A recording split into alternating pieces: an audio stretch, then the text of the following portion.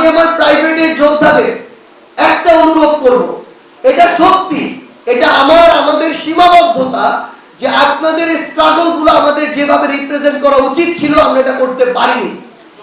আজকে এখানে আমি আমার জায়গা থেকে আপনাদের কাছে উন্মুক্ত এই মঞ্চে আপনাদের জন্য, আপনাদের কাছে আমার পক্ষ থেকে, আমাদের পক্ষ থেকে এটার জন্য ক্ষমা চাই।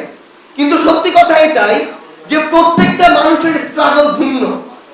আমার সাথে অনেক সময় নাহিদ ইসলাম ছিল, হাসনাত আব্দুল্লাহ ছিল, কিন্তু আমরা যদি আমাদের জায়গা থেকে আমাদের গল্পগুলো লিখি, হয়তো একজনের সাথে আরেকজনের দেখা যাবে অর্ধেকই মিলছে না, কারণ আমরা প্রত্যেকটা রাত একসাথে কাটাইনি। আমাদের ভিতরের ভীতি, আমাদের পরিবারকে দেওয়া থ্রেট গুলো, আমাকে ডিজিএফআই তুলে নিয়ে যাওয়া, আমাকে কিভাবে টেনে হিস্ট্রে পদ্মায় নিয়ে যাওয়া হলো, এই গল্পগুলো কিন্তু অনেকের সাথেই মিলবে না। সো আপনারা এই বাড্ডায় কি ফেস করেছেন, রামপুরায় কি ফেস করেছেন, যাত্রাবাড়িতে কি ফেস করেছে, বিএনএস উত্তরায় কি ফেস করেছে, একটা উত্তরার ওই সেক্টরের গলিতে কি ফেস করেছে, সেই স্ট্রাগলটা আমি জানি না। আমি আপনাদেরকে অনুরোধ করছি, আপনারা আপনাদের জায়গা থেকে, আমি এটা বিশ্বাস করি আমার এই প্রাইভেট বিশ্ববিদ্যালয়ে যে ভাই বোনেরা রয়েছে, অন্তত কমিউনিকেশনের জায়গায়, বিভিন্ন প্রযুক্তিগত স্কিলের জায়গায় তারা আমাদের চেয়ে বেশি এই জায়গায় এগিয়ে। আপনারা আপনাদের এই গল্পগুলো তুলে ধরুন। আজকের এই ভিডিও আমার কাছে মনে হয় অনেক সীমাবদ্ধতা আছে, কিন্তু হয়তো তাদের কাছে এর চেয়ে বেশি রিসোর্স নেই। আপনাদের কাছে যে রিসোর্সগুলো আছে এগুলো ইতিহাসের অংশ। আপনারা এগুলোকে একত্রিত করে ডকুমেন্টারি করে সামনে নিয়ে আসুন। আমার মনে আছে ব্র্যাকের সামনে যখন ওই পুলিশরা তাদের জায়গা থেকে নির্বিচার গুলি চালাচ্ছিল, প্রথম ধাপে যখন ব্র্যাকের আমার ভাই বোনেরা পিছনের দিকে গেট পর্যন্ত পিছালো এবং তারপরে নতুন আরেকবার ওই গেট থেকে সামনের দিকে অগ্রসর হলো, তখন কিন্তু ওই পুলিশ আইন শৃঙ্খলা রক্ষাকারী বাহিনীর সদস্যরা পিছু হটতে বাধ্য হয়েছিল। সেই ভিডিওটা এখনো আমার টাইমলাইনে শেয়ার করা। হয়তো প্রত্যেকটা প্রাইভেট বিশ্ববিদ্যালয় কিংবা ঢাকার বিভিন্ন জায়গায় এমন অসংখ্য ঘটনা আছে যেটা আমার নজরে পড়েনি। কাঠ ও পিভিসি ম্যাটেরিয়ালের সংমিশ্রণে তৈরি আধুনিক আরএফএল উডিডোর, কাঠের চেয়েও কঠোর। কিন্তু এই ঘটনাগুলো বাংলাদেশের সামনে, পুরো পৃথিবীর সামনে আমাদের নিয়ে আসতে হবে, কারণ এগুলো বাঁচিয়ে যদি আমরা না রাখতে পারি তাহলে এগুলোকে কোনো না কোনো ভাবে হয়তো এক দশকের মধ্যে মুছে ফেলে ওই খুনিরা আবার ক্ষমতার দিকে চোখ রাখবে। আমি আমার জায়গা থেকে আপনাদেরকে অনুরোধ করি, আপনাদের অনেকের লেখার হাত ভালো, আপনি বই লিখুন, আপনি সোশ্যাল মিডিয়ায় লিখুন, আপনাদের অনেকের হয়তো আইটি স্কিল ভালো, আপনি একটা ডকুমেন্টারি তৈরি করুন। আপনার কাছে হয়তো আপনার গ্যালারিতে আপনার বন্ধুরা, আপনার সহযোদ্ধা এমন অনেক ছবি আছে যে ছবিটা এখনো ইতিহাসকে নতুন করে রিপ্রেজেন্ট করতে পারে, যে ছবিটা খুনি হাসিনার যে খুনের যে মাত্রা, সেই মাত্রাটাকে 10 গুণ বাড়িয়ে দিতে পারে।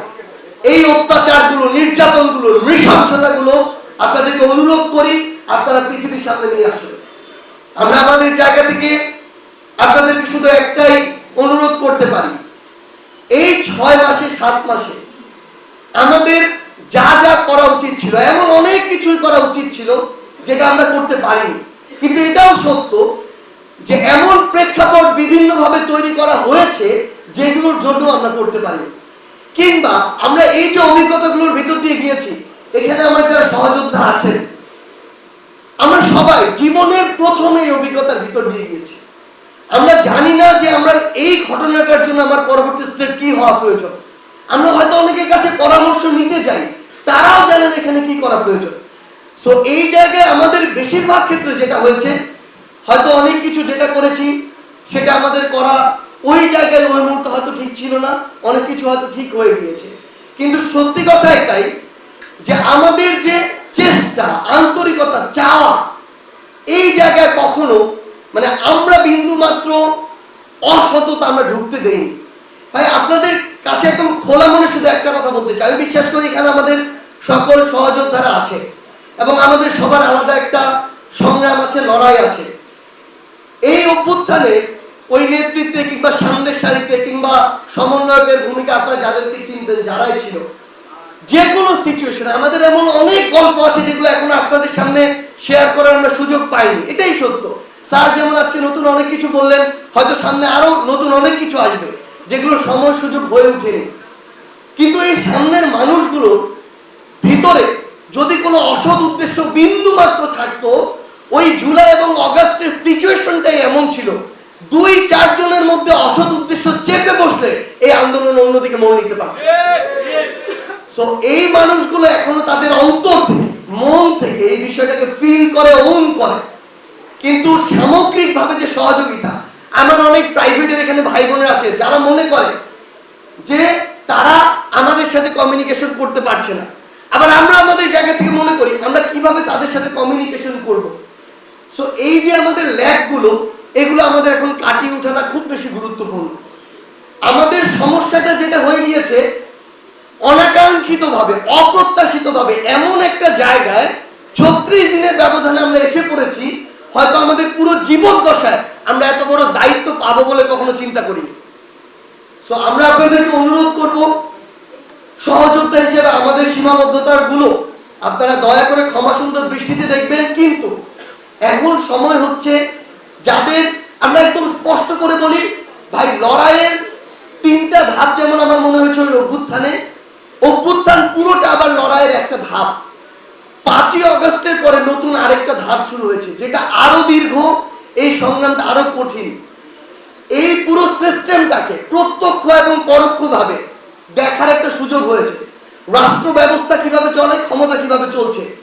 সত্যি কথা এটাই, আমাদের কাছে অনেক কিছু জাস্ট রিপ্রেজেন্ট করা হয়, দেখানো হয়, কিন্তু বিষয়গুলো এভাবে না। কিন্তু আমরা আমাদের জায়গা থেকে এগুলো সবার সামনে আমরা তুলে যেমন ধরতে চাই, আপনাদেরকে আমরা দেখাতে চাই। আমরা আপনাদেরকে অনুরোধ করছি, এই যে দীর্ঘ লড়াই, এই লড়াই আপনাদের অংশগ্রহণ প্রয়োজন। একটু আগে একটা কথা বলা হয়েছে যে স্বাধীনতা আমরা অর্জন করেছি, কিন্তু এখন এটা রক্ষা করাটা খুব বেশি গুরুত্বপূর্ণ। আমরা জাস্ট আপনাদেরকে অনুরোধ করি, আমাদের এখন ইউনাইটেড হওয়াটা ইম্পর্টেন্ট। আমাদের অনেক সীমাবদ্ধতা আছে, এই সীমাবদ্ধতাগুলোকে কাটিয়ে ওঠা ইম্পর্টেন্ট। কমিউনিকেশনটা ডেভেলপ করতে হবে। যেই যেই জায়গায় এই আন্দোলনটা হয়েছিল, আমাদের সহযোদ্ধারা ছিল, সেই জায়গাগুলোতে গিয়ে আমাদের এখন একত্রিত হতে হবে। আমরা জাস্ট আপনাদেরকে একটা জিনিসই বলি, আমাদের এই সদিচ্ছাটুকু পূর্ণ আছে, অনুগ্রহ করে আমাদের এই কমিউনিকেশনটা এস্টাবলিশ করতে আমরা যেন বোথ সাইড থেকে হেল্প করি। আপনারা আপনাদের দিক থেকে একটু এগিয়ে আসুন, আমরা আমাদের থেকে এখন থেকে সর্বোচ্চ চেষ্টা করব। দিন শেষে বৈষম্য বিরোধী ছাত্র আন্দোলন বলি, নাগরিক কমিটি বলি, যত শব্দই বলি না কেন, আমাদের এই যে চাওয়া পাওয়া না, আমরা আমাদের নিজের চোখের সামনে দেখছি। আমরা এখন যখন ধীরে ধীরে একটু নিজেদের জায়গায় ফিরে যাচ্ছি, বিভিন্ন স্বার্থের কারণে বিভাজিত হচ্ছি, আমাদের যে বিপক্ষ শক্তি, এই শক্তিটা অনেক বড় এবং তারা ঐক্যবদ্ধভাবে ফিরে আসার চেষ্টা করছে এবং তারা আমাদের স্বপ্নের প্রত্যাশিত ওই সিস্টেমটাকে ডেভেলপ হতে দিতে চায় না। যদি এটা ডেভেলপ হয়, তাহলে ওই রকম একজন সো-কল্ড ভূমিমন্ত্রিত কানাডায় 360টা বাড়ি করা সম্ভব না।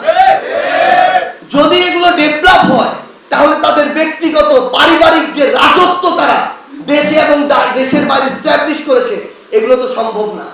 এবং সবচেয়ে গুরুত্বপূর্ণ বিষয় হচ্ছে আমলাতন্ত্র, রাজনীতি, সাধারণ মানুষ, এই প্রত্যেকটি জায়গার কিছু কিছু মানুষ, অল্প কিছু মানুষ, 5 থেকে 10%, তাদের কাছে বাকি মানুষগুলো জিম্মি।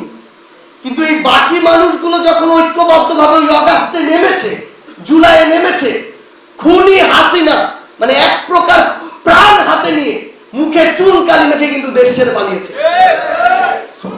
এখন সময় হচ্ছে এই দ্বিতীয় ধাপে আমাদের এই লড়াইটাতে মান অভিমান, ছোটখাটো বিভাজন, স্বার্থকে একপাশে রেখে হয় রাজনীতির জায়গাটাতে সক্রিয়ভাবে সদিচ্ছা নিয়ে ইন্টিগ্রিটি, ডিগনিটি, সততা, ন্যায় এগুলোকে নিয়ে অংশগ্রহণ করা, অথবা রাজনৈতিকভাবে সচেতন হয়ে ওঠা।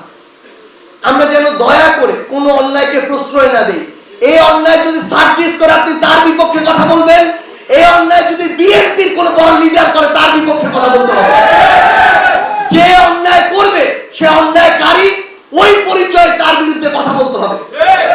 আপনি যদি এই কথা বলা বন্ধ করে দেন, আজকে না হোক, খুনি হাসিনা তৈরি হয়েছিল 16 বছরে, এরপরে 5 বছরেই তৈরি হয়ে যাবে।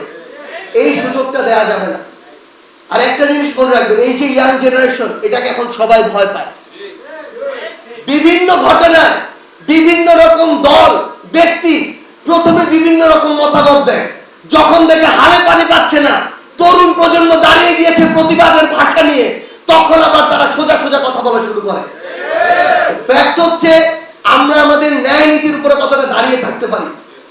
যে দেশ এবং দেশের মানুষের স্বার্থকে দল, ব্যক্তি, গোষ্ঠী এসব স্বার্থের আগে প্রাধান্য দিতে পারবে, তাকে সমর্থন দিবেন, যে পারবে না তাকে বর্জন করবেন। আমরা বিশ্বাস করি আমাদের এই ঐক্যবদ্ধ যাত্রা আগামীর বাংলাদেশ প্রতিষ্ঠায় দীর্ঘ সময়ের যে লড়াই, এই যাত্রা, এই লড়াই আমরা ঐক্যবদ্ধভাবে একসাথে চলতে পারবো। 5ই অগাস্টে খুনি হাসিনা দেশ ছেড়ে পালিয়ে যাওয়ার সময় ওই মুহূর্তে রাজপথে থেকে শরীর যখন বারবার শিউরে উঠছিল, তখন এই বাংলাদেশকে নিয়ে যে স্বপ্নগুলো দেখছিলাম, আমাদের সেই স্বপ্নগুলো জীবনের বিনিময়ে হোক, রক্তের বিনিময়ে হোক, অবশ্যই বাস্তবায়ন করতে হবে। সেই বাস্তবায়নের পথে আপনাদের সাথে আবারও দেখা হবে, হয় রাজপথের সংগ্রামে অথবা বিজয়ে। ধন্যবাদ।